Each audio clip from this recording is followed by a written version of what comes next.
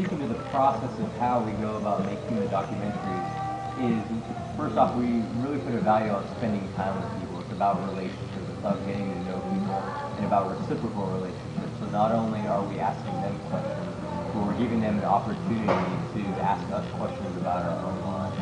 But we usually meet with people a minimum of 2 to 3 times, and in those times that we're meeting, we're photographing, and then we're also spending time in an interview, which usually lasts from anywhere from an hour to 3 hours.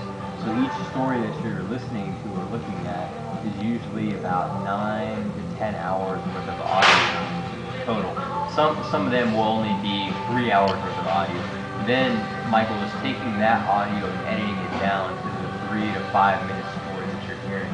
So there's a lot of audio and there's a lot of subjectivity in what's being included in the story.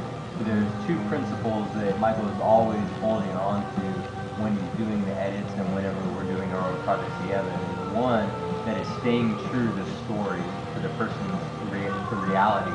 And then 2 is always painting somebody in their best light, always presenting the best that they have. Because I can interview any one of us around the table or anybody listening to this video for 9 hours, and I can put together an audio piece that makes you sound like a total jerk or makes you look really, really bad.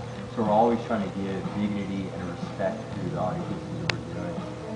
Also, talking about process of photographing with an 8x10 view camera, which is really, really slow. So where somebody may be able to make 50 exposures in 20 to 30 minutes, we're spending an hour to 2 hours with somebody and maybe making 12 to 15 exposures each time we meet with them. So it's really about slowing down, about being with somebody. There's something really beautiful about the aesthetic of seeing an image upside down, backwards, on a ground glass inside of it. So as far as process, that's kind of how we work. Thank you. Real slow and about relationship and being with people. And what about content? You talked about process. What about content? This whole issue of teen pregnancy, and what message is coming through these stories that are told? Yeah. Well, again, I've said several times that I did not work with Michael on this project. It was completed, less than about 6 or 7 years ago, and I've been working with Michael for the past 2 years. But some of the things that I think are really important to remember about this exhibit is that in no way does it condone teen pregnancy. It's not trying to romanticize teen pregnancy. It's really trying to present people's stories of how they tell them and of what their experience has been with teen pregnancy. So what you're hearing and the images that you're seeing are pretty raw. It is what they are presenting of themselves. Of course, edited down because there is so much editing that is going into it. Because there's no way that we can capture anybody's full life or full experience to a social issue in 3 to 5 minutes. I mean, it's just impossible to do.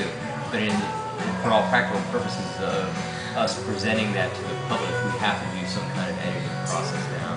So that's why we're always trying to hold on to dignity and respect and always trying to paint people in their best light and trying to give that to them.